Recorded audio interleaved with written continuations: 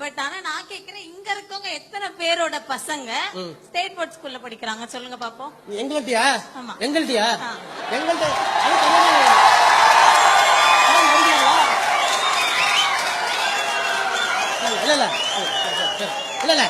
இல்ல கேள் வேறங்க.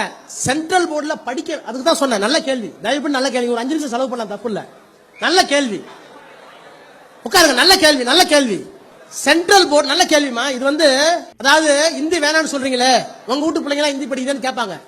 அது மாதிரியான கேள்வி. நல்ல கேள்வி, நல்ல கேள்விதான், நல்ல கேள்விதான், நல்ல கேள்விதான். பதில சொல்லுங்க. எல்லாம் உனக்காக தான். பாரு மச்சான்.